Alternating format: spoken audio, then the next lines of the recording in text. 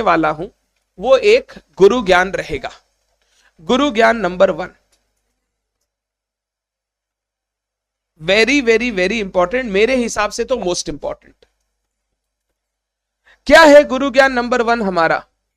Paper pattern of accounts. कुछ लिखो मत, ये सब मैं ना पीडीएफ भेज दूंगा, ये सब लिखने की जरूरत नहीं है आप लोगों को, मैं सब भेज दूंगा। आप चिंता मत कीजिए, आप सिर्फ सुनने पर फोकस कीजिए और याद करने पर फोकस कीजिए। ऐसा कीजिए कि दिमाग में याद हो जाए, दूसरी बार खोल के भी ना देखना पड़े। Paper pattern of accounts. आप बताओ ना, अकाउंट्स आपका पेपर नंबर 1 है, पहला पेपर आपको देने जाना है एग्जाम, 100 मार्क का पेपर है। अकाउंट्स का पेपर पैटर्न क्या है, एक बार पहले ब्रीफली बताता हूं, उस पेपर पैटर्न को प्रॉपरली डिस्कस करना है मुझे। आपको एग्जाम में टोटल पेपर में 6 क्वेश्चन दिखाई देंगे। कितने क्वेश्चन? 6, जिसमें से क्वेश्चन नंबर 1 जो है ना आपका, क्वेश्चन नंबर 1 वो कंपलसरी रहेगा। मतलब अगर इस क्वेश्चन को किसी ने छोड़ा तो 20 मार्क्स जीरो हो जाएंगे, यानी आपके बाद की पेपर की चेकिंग 80 मार्क्स पे की जाएगी, आपका 20 मार्क्स इमीडिएटली जीरो हो जाएगा। तो सबसे पहला चीज, आपका जो क्वेश्चन नंबर 1 होगा पेपर में, दैट विल ऑलवेज बी, तो दूर से आए तो जल्दी नहीं निकल सकता है क्या? इधर आओ, जल्दी आए कीजिए, दूर से आए हैं तो एग्जाम हॉल में भी यही बोलेंगे, दूर से आए हैं हमको 15 मिनट एक्स्ट्रा दीजिएगा। पीछे जाइए, मतलब यहां पे भी टीचर की रेस्पॉन्सिबिलिटी है, स्टूडेंट को कोई मतलब नहीं है। एग्जाम हॉल में अगर कोई लेट पहुंचा, वो सबसे पहले अपने आप को अपने आप ही फेल कर लिया है, इंस्टीट्यूट को फेल करने का जरूरत भी नहीं है।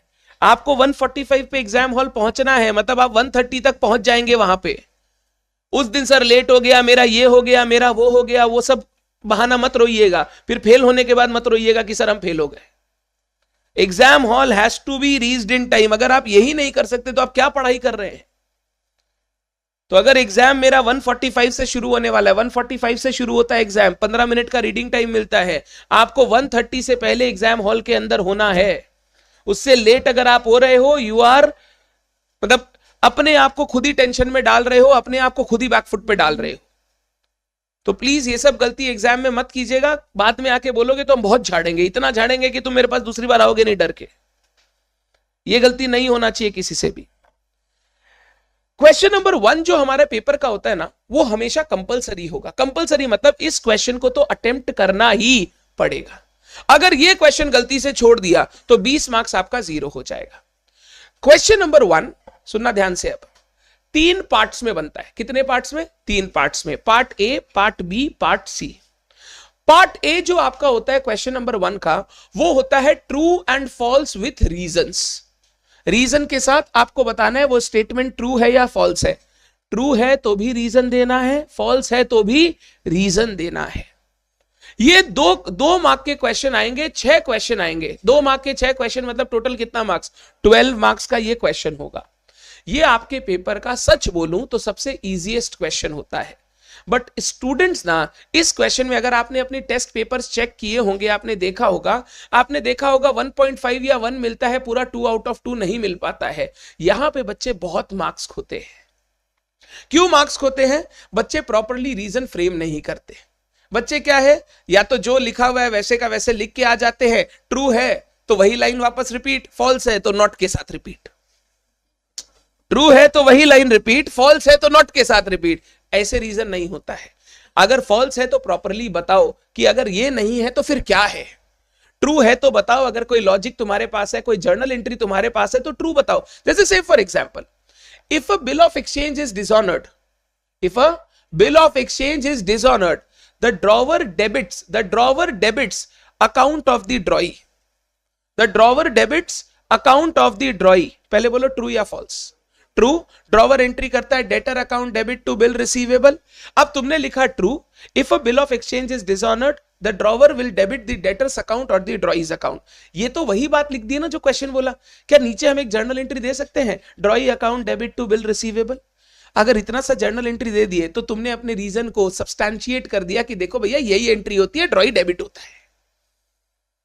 तेरे को लिखना तो एक ही बात है, छोटा सा, अगर तुम वो भी नहीं लिख रहा है तो तुम मार्क्स खो रहा है, बेकार का हाफ मार्क्स। ऐसा क्वेश्चन आया, rebate on bill retired rebate on retirement of bill is an income for the ड्रॉई। अगर ड्रॉई, सुनो फिर उल्टा पुल्टा नहीं बोलना, ड्रॉई ने जल्दी पेमेंट किया है, उसको रिबेट मिला, तो रिबेट मिला, it is an income, yes और नो, ट्रू। तो आप लिखेंगे yes, rebate received on bill, retirement of bill is an income for the drawee. एक जर्नल एंट्री मार दो ना, bill payable account debit to cash to rebate. ये journal entry करने में कोई प्रॉब्लम है क्या? अगर आप इतना सा करते हो तो you get half marks extra, मतलब वो रीजन आपने दे दिया कि क्यों हम लोग ये सही बोल रहे हैं। और अकाउंट्स में तो यार मैक्सिमम चीजों की एंट्री तो कर ही सकते हैं, आप प्लीज वो एंट्री पास करके आइएगा। या फिर कभी ऐसा क्वेश्चन आता है जिसमें एंट्री नहीं होता बट रीजन लिखा जा सकता है। से for example, wages for installation of machinery is a capital expenditure, true. क्या लिखेंगे? Wages for installation of machinery is a capital expenditure because it is incurred to make the asset ready for intended use. अब खाली अगर ये बच्चा line लिख के आ गया wages is a capital, wages for installation is a capital expenditure, तो तुम रीजन नहीं दे रहे हो, उसी का बात वापस बोल रहे हो। बताओ तो क्यों है? तो आप बोलेंगे because it is incurred to make the asset ready for intended use. थोड़ा सा वो एक लाइन दो लाइन आपको बताना पड़ेगा कि ये क्यों होता है। मजेदार बात पता है, ट्रू एंड फॉल्स अगर आप एग्जाम में देखेंगे ना, 6 में 5 तो क्लास के बेसिक डिस्कशन से आते हैं। 6 में 5 बोल रहा हूं। एक ऐसा होता है जो थ्योरेटिकल नेचर का होता है, जिसको थोड़ा याद रखना पड़ेगा, जिसके लिए थोड़ा सा थ्योरी वेरी का पढ़ाई आपको करना पड़ेगा। बट 6 में 5 क्वेश्चन तो हमेशा क्लास के डिस्कशन से आता है। जो आपको समरी बुक दी है ना, समरी बुक, आप कोई भी क्वेश्चन पास्ट एग्जाम का उठा के देखो, आपको समरी बुक में उसका स्टेटमेंट पक्का दिखेगा। तो थोड़ा बहुत हम लोगों को ना समरी बुक अगर अच्छे से पढ़ के जाएंगे तो वो 6 इंटू 2 12 मार्क्स हम अच्छे से लिख सकते हैं। मैक्सिमम बच्चे यहां पर ना 3-4 मार्क्स खो देते हैं only because of not writing the reasons properly. हम लोगों को ट्राई करना है कि हम लोग इसमें कैसे 12 आउट ऑफ 12 स्कोर कर सके, and it is not at all tough, आराम से किया जा सकता है। ट्रू फॉल्स की ना प्रैक्टिस अलग से नहीं करनी पड़ती। हम लोग ट्रू फॉल्स प्रैक्टिस कैसे करेंगे सुनना, हमने हर एग्जाम में ट्रू फॉल्स दिए हैं तो वो अपने हर एग्जाम में सॉल्व किए। मैंने इस मैराथन की शीट के पीछे ना कोई 37 या 38 ट्रू फॉल्स ले रखे हैं। वो क्या ट्रू फॉल्स है बता देता हूं। जो रिसेंट आरटीपी एमटीपी में जितने ट्रू फॉल्स आए थे ना, मैंने वो सारे एक जगह कर दिए कि चलो एक बार प्रैक्टिस कर लेते हैं ट्रू फॉल्स, भैया थोड़ा तुमको रीजन लिखना आ जाए। वो 37 के 37 हम करेंगे। प्लस मेरे पास कल MTP 1 आ गया था, एक बच्चे ने मेरे को MTP 1 भेज दिया था। वो MTP 1 में 6 क्वेश्चन और होंगे, वो 6 क्वेश्चन भी हम देख लेंगे। बस इतना ही प्रैक्टिस करना है, ट्रू फॉल्स को अलग से लेकर बैठने का दरकार नहीं है। Don't sit with true false अलग से, इससे काम हो जाएगा। तो क्वेश्चन नंबर 1A बोलो क्या आएगा? True false. 6 इंटू 2 कितना? 12 हो गया। आगे चलता हूं। क्वेश्चन 1B आपका आएगा 1B, एक थ्योरी क्वेश्चन 4 मार्क का। या तो कोई चीज डिस्क्राइब करने आएगा, या बहुत बार मैंने देखा है 1 इंटू 4 4 डेफिनेशन लिखने दे देता है। मैचिंग कॉन्सेप्ट का डेफिनेशन लिख दो, कॉस्ट कॉन्सेप्ट का डेफिनेशन लिख दो, कंजर्वेटिज्म का डेफिनेशन लिख दो, छोटे छोटे डेफिनेशन 1-1 मार्क्स के। अगर 1 मार्क का डेफिनेशन लिखना है, कितना लिखोगे? 2 से 3 लाइन, दैट्स इट। जैसे मान लो प्रूडेंस पर पूछ लिया, प्रूडेंस का क्या बोलते हैं? कंजर्वेटिज्म। कंजर्वेटिज्म बोलता है अगर कोई लॉस आप एंटिसिपेट कर रहे हो, लायबिलिटी आप एंटिसिपेट कर रहे हो, that shall be recognised, but income and assets shall be recognised only when it is certain that they will be realized. They should not be realized upfront. आप asset को over value नहीं कर सकते, liabilities को under value नहीं कर सकते। बस ये 3 से 4 लाइन लिखेंगे, आपका काम हो जाएगा। यानी मोटी मोटी मेन बात लिखना है, आपको सारा ज्ञान वहां पर देके नहीं आना है। बहुत अच्छा हो सकता है अगर एक एग्जांपल दे दो। मान ले कंजर्वेटिज्म आया तो तुम एग्जांपल दे सकता है, valuation of inventory at cost और NRV whichever is lower is an example of conservatism. तो अगर एक एग्जांपल से सब्सटेंटिएट कर दिया तो 1 आउट ऑफ 1, उसमें और कुछ देखने का ही बात नहीं है। तो क्वेश्चन नंबर 1 का भी आता है 4 मार्क का क्वेश्चन। बहुत बार इसमें 1 इंटू 4 या 2 इंटू 2 जैसे छोटे छोटे क्वेश्चन रहते हैं, बट आपको 4 मार्क का टोटल डायरेक्ट क्वेश्चन भी पूछ सकता है। जैसे इस MTP में पूछा था, इस MTP में पूछा था मैचिंग कॉन्सेप्ट और मनी मेजरमेंट कॉन्सेप्ट का डिफरेंस। साला दोनों को में सेम है ही नहीं कुछ। डिफरेंस किसका होता है? जो आसपास हो कुछ। जैसे bills of exchange, promissory note का डिफरेंस बताओ। अब सारा तुमसे पूछ रहा है एक साइड बिल्स ऑफ एक्सचेंज और एक साइड डेप्रिसिएशन का डिफरेंस बताओ। बकवास है ना? ऐसे टाइप के डिफरेंस आते हैं तो हम पता है क्या करते हैं, पहला पैराग्राफ में मैचिंग कॉन्सेप्ट को अच्छे से समझा देते हैं, फिर नेक्स्ट पैराग्राफ में मनी मेजरमेंट को अच्छे से समझा देते हैं। मतलब वो दिया तो डिफरेंस है बट आपको लिखना है 2 मार्क का 2 शॉर्ट नोट जैसे, क्योंकि मैचिंग और मनी मेजरमेंट में कोई डिफरेंस नहीं है। आपको बोलता है गोइंग कंसर्न और लिक्विडेशन में डिफरेंस बताओ तो आप बता सकते थे, कि एक जन बोलता है बिजनेस चलेगा फोर्सिएबल फ्यूचर में, एक जन बोलता है कि बिजनेस अब चलने वाला, एक जन कॉस्ट कॉन्सेप्ट को फॉलो करेगा बट एक जन कॉस्ट कॉन्सेप्ट को फॉलो नहीं करेगा, उसको रियलाइजेशन को फॉलो करना है, तो वहां डिफरेंस हम लिख सकते हैं। बट कुछ ऐसे क्वेश्चन आते हैं जिनमें साला डिफरेंस बनता ही नहीं है, तो उनको डिफरेंस टेबल के हिसाब से नहीं लिखना है। पहला पैराग्राफ में मैचिंग अच्छे से समझा दो, दूसरे पैराग्राफ में मनी मेजरमेंट अच्छे से समझा दो, दैट्स इट। तो क्वेश्चन नंबर 1 का बी आपका आएगा 4 मार्क का थ्योरी क्वेश्चन। ये 4 का थ्योरी कंपलसरी है, क्योंकि क्वेश्चन 1 कंपलसरी है तो ये 4 का थ्योरी भी तुमको अटेंड करना पड़ेगा। पूरे अकाउंट्स के पेपर में सिर्फ 4 मार्क का थ्योरी ही कंपलसरी होता है। एक थ्योरी और आता है क्वेश्चन नंबर 6 का बी, बट वो ऑप्शनल है, क्योंकि आप चाहो तो क्वेश्चन नंबर 6 छोड़ सकते हो, बट हम लोग छोड़ेंगे नहीं, हम लोग लिखेंगे। यानी हमारे लिए 9 मार्क का थ्योरी एग्जाम में आएगा। क्यों छोड़ेंगे नहीं सर? वो 6 का एक कंपनी अकाउंट्स का इशू फॉर फीचर वाला क्वेश्चन होता है, वो साला 15 मार्क्स फ्री का है, तो कैसे छोड़ देंगे हम उसको? वो तो हम छोड़ नहीं सकते। तो हमको वो 5 का थ्योरी दिमाग में पहले से रखो कि मेरे को 9 मार्क का थ्योरी पेपर में लिखना है। अब 100 में 9 मार्क नहीं लिख पाएगा तो क्या करेगा? लिख देंगे यार, मजे से लिखेंगे, कोई प्रॉब्लम नहीं है। और वो थ्योरी ना बहुत प्रैक्टिकल थ्योरी आता है। प्रैक्टिकल थ्योरी क्या होता है सर? जैसे आपको एक बार क्वेश्चन पूछा था, लेजर्स बनाने के स्टेप बताओ, तो ये तो प्रैक्टिकल चीज है। लेजर में 3 स्टेप होते हैं, याद करो, पोस्टिंग, टोटलिंग, बैलेंसिंग। आपको 3 स्टेप के बारे में बताना था। एक बार क्वेश्चन पूछा था, से for example advantages of subsidiary book क्या है, सब्सिडरी बुक क्यों बनाते हैं हम लोग? तो हम लोग बोले थे सब्सिडरी बुक से डिवीजन ऑफ वर्क हो जाता है, काम आप बांट सकते हो, कंट्रोल कर सकते हो हर एक चीज पर, इजी हो जाता है अकाउंटिंग, कन्वीनियंट हो जाता है अकाउंटिंग। तो वो आपको डिफरेंस है, वो आपको लिख के आने थे एडवांटेजेस। एक बार बोला था प्रोविजन और कंटिजेंट लायबिलिटीज का डिफरेंस बताइए। ऐसा क्वेश्चन आता है जो प्रैक्टिकली हम लोग पढ़ते हैं, अकाउंट्स में करते हैं, वही सारे टाइप के क्वेश्चन नंबर 6B में आते हैं। तो वो लिख सकते हैं, आराम से लिख सकते हैं, कोई प्रॉब्लम नहीं होगा। थोड़ा सा देखा हुआ रहेगा, आप लिख पाएंगे। हम लोगों के लिए एग्जाम पेपर में कितने मार्क का थ्योरी आएगा? 9 मार्क, क्योंकि हम क्वेश्चन 6 को छोड़ेंगे नहीं, वो पेपर का बहुत इजी क्वेश्चन होता है। क्वेश्चन नंबर 1C आता है 4 मार्क का प्रैक्टिकल क्वेश्चन। कितने मार्क का? 4 मार्क का प्रैक्टिकल क्वेश्चन। मैं आपको बताऊंगा सेकंड गुरु ज्ञान में कि कहां से प्रैक्टिकल क्वेश्चन किस क्वेश्चन में आएंगे, बट 4 मार्क का प्रैक्टिकल क्वेश्चन आता है। तो क्वेश्चन नंबर 1 का डिकोडिंग हमने किया, 12 मार्क का ट्रू फॉल्स, 4 मार्क का थ्योरी, 4 मार्क का प्रैक्टिकल। याद रहेगा? वैसे मैंने क्या किया है ना, पास्ट एग्जाम एनालिसिस 2 पेपर की दे रखी है नए सिलेबस की।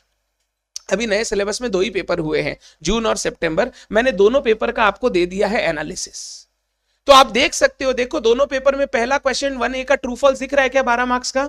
फिर आपको दूसरा क्वेश्चन थ्योरी दिख रहा है दोनों पेपर में। तीसरा क्वेश्चन में 4 मार्क का एक प्रैक्टिकल क्वेश्चन दिखेगा। एक बार आया था रेक्टिफिकेशन, एक बार आया था जीएसटी। आपको पता रहेगा, आप यहां पे भी देखेंगे पता रहेगा। मैंने यहां ऊपर भी लिख के रखा है कि पहला क्वेश्चन में 12 + 4 + 4 होता है। 20 मार्क हो गया, और कितना बाकी? 80 मार्क्स बाकी। अब इसके बाद आपको 5 क्वेश्चन और दिए जाते हैं, क्वेश्चन नंबर 2 से क्वेश्चन नंबर 6। 2 से 6 5 क्वेश्चन होते हैं, तो 2, 3, 4, 5, 6 5 क्वेश्चन। इन 5 में से आप कोई भी 4 क्वेश्चन अटेम्प्ट कर सकते हैं। 5 में से कोई भी 4, मतलब यहां पे कोई कंपल्शन नहीं है। आप 2, 3, 4, 5 करना चाहे कर सकते हैं, 2, 3, 4, 6 करना चाहे कर सकते हैं, 2, 3, 5, 6 करना चाहे कर सकते हैं, 2, 4, 5, 6 करना चाहे कर सकते हैं। जैसे आपकी इच्छा, आप वैसे 4 क्वेश्चन बस अटेम्प्ट कर दीजिए। सर ऐसे कर सकते हैं 5 का A कर लिए, 6 का B कर लिए? नहीं, जो क्वेश्चन अटेम्प्ट होगा पूरा काउंट होगा। अगर आप इसका आधा करेंगे तो जो एक्स्ट्रा क्वेश्चन अटेम्प्ट किया है वो काट दिया जाएगा। आपको जो क्वेश्चन अटेम्प्ट करना है वो पूरा अटेम्प्ट करना है। 2, 3, 4, 5, 6 5 क्वेश्चन होंगे 20-20 मार्क के, आपको उनमें से कोई भी 4 अटेम्प्ट करने हैं। 20 × 4 कितना हुआ? 80। क्या 100 मार्क का हमारा पेपर रेडी हो गया? इस तरीके से आपका पूरा पेपर आता है। अब क्वेश्चन नंबर 2 पूरा प्रैक्टिकल, 3 पूरा प्रैक्टिकल, 4 पूरा प्रैक्टिकल, 5 पूरा प्रैक्टिकल। 5 के अंदर ना लास्ट 2 टर्म से मैं देख रहा हूं इंस्टीट्यूट एक इंटरनल चॉइस देता है। इंटरनल चॉइस मान लो 5 के क्वेश्चन में 3 क्वेश्चन है, A, B, C। तुमको B के अंदर 2 चॉइस देगा, आइदर डू पार्ट 1 और पार्ट 2। जैसे एक बार एग्जाम्पल मान लो, एक तो BRS दे दिया और एक तो तुमको दे दिया फाइनल अकाउंट्स का छोटा सा कुछ, बोला इन दोनों में कोई भी कर दो। यानी क्वेश्चन नंबर 5 में एक इंटरनल चॉइस रहेगा। अगर आप ये दोनों पेपर देखो तो देखो क्वेश्चन नंबर 5 का B, उस पेपर में क्या दिया था? एक डेप्रिसिएशन और एक सिंगल एंट्री। नीचे क्वेश्चन 5B देखो, एक फाइनल अकाउंट्स और एक BRS। एक इंटरनल चॉइस होगा, मतलब A और C तो करना ही है, B में either you do the first part और you do the second part. Question number 5 भी प्रैक्टिकल होगा, बट इसके अंदर एक इंटरनल चॉइस आपको दिया जाएगा जो आप अपने हिसाब से चूज कर सकते हैं। और लास्ट क्वेश्चन होगा क्वेश्चन नंबर 6। क्वेश्चन नंबर 6 में भी प्रैक्टिकल होगा 15 मार्क का, 5 मार्क का थ्योरी होगा। 2, 3, 4, 5 में नो थ्योरी। क्वेश्चन नंबर 6 में 15 मार्क का प्रैक्टिकल होगा, 5 मार्क का थ्योरी होगा।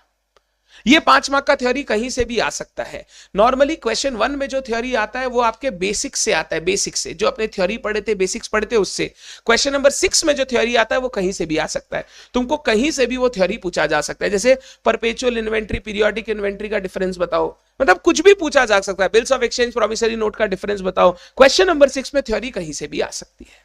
ऐसा भी पूछा जा सकता है पार्टनरशिप का सेक्शन 37 के बारे में कुछ बताओ। याद है सेक्शन 37? अगर रिटायरमेंट और डेथ होने के बाद आप हिसाब नहीं कर रहे हो तो 6% का इंटरेस्ट या प्रोपोर्शनेट प्रॉफिट आपको देना पड़ता है, उसके बारे में लिखिए। गार्नर मरे का प्रिंसिपल्स बताइए। ऐसा कुछ भी क्वेश्चन आपको क्वेश्चन नंबर 6 के बी में पूछ सकता है, जो कि एक प्रैक्टिकल टाइप का थ्योरी होगा। जो आपने प्रैक्टिकली किया है उसी को थ्योरी में आपको लिख के आना होगा। ये मेरा पूरा का पूरा 100 मार्क का पेपर पैटर्न है।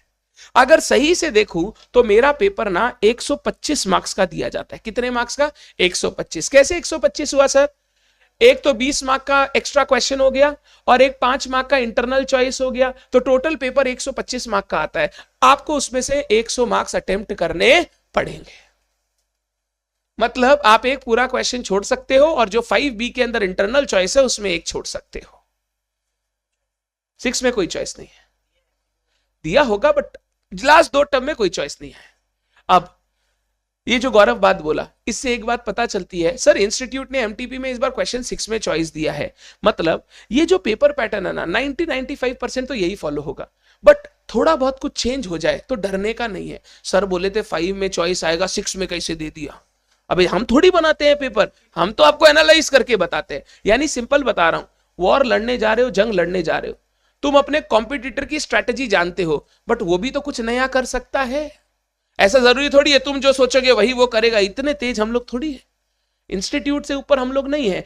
99% हमारा पेपर पैटर्न यही रहना है, बट 1-8% अगर चेंज हो, जैसे 5 की जगह 3 में इंटरनल चॉइस दे दे, तो तुमको कोई प्रॉब्लम है क्या? सर एक तो इंटरनल चॉइस आना था, आ गया, कहीं पे भी आए, तुमको क्या मतलब है? हमको करना है। धन्यवाद। तो ऐसा है कि ये 99% फुल प्रूफ है, 1% देयर कैन बी चेंजेस, उसके लिए रेडी रहना। ये नहीं सर आप तो बोले थे 5 में आएगा बट पता है 3 में आया, सर आपकी बात तो सर सही नहीं हुई। अबे हम तुमको यहां कोई अंतर्यामी नहीं बैठे हैं ना, हम तुमसे लाख रुपया करके पेपर का ले रहे, 2 पेपर बताए, तो हम ना तुमसे पेपर का पैसा लिए हैं ना हम तुमको ये बता रहे हैं पेपर पैटर्न कैसा टेंटेटिवली होगा। 99% श्योर यही होगा। पहले बताइए क्या पेपर पैटर्न सारे बच्चों को क्लियर है? एकदम याद कर लीजिए। फाउंडेशन लेवल पे सिर्फ 2 पेपर में पेपर पैटर्न याद करना है। 2 पेपर में पैटर्न कुछ है ही नहीं। मैथ्स और इको में तो कोई पैटर्न है ही नहीं। 100 क्वेश्चन रहेगा, पूरे अटेम्प्ट करने हैं आपको, उसमें तो कुछ करना ही नहीं है, वो तो 100 क्वेश्चन है, कोई चॉइस वाइज कुछ नहीं है। बट अकाउंट्स और लॉ के पेपर में आपको पता होना चाहिए क्वेश्चन किस तरीके से, कहां से और कैसे आते हैं। तो अकाउंट्स का पेपर का क्लियर है कि आपको पेपर पैटर्न 100% पक्का आप लोग एकदम याद रहेगा हम लोगों को। ये मेरा पहला गुरु ज्ञान था जो सारे बच्चों को याद रहना चाहिए। तो इसके लिए मैं लिख देता हूं रेफर मैराथन शीट, क्योंकि वहां लिखा हुआ है तो मैं वापस लिखूंगा नहीं। रेफर मैराथन शीट डन है, याद रखेंगे आप लोग। क्वेश्चन 1 कंपलसरी है। क्वेश्चन 1 बोलो कंपलसरी। 2 to 6 में कोई भी चार्ज करना है, कोई भी चार करना है, चाहे आप कोई सा भी चार कर लीजिए, आपको चार करना है। कर लेंगे हम लोग पक्का।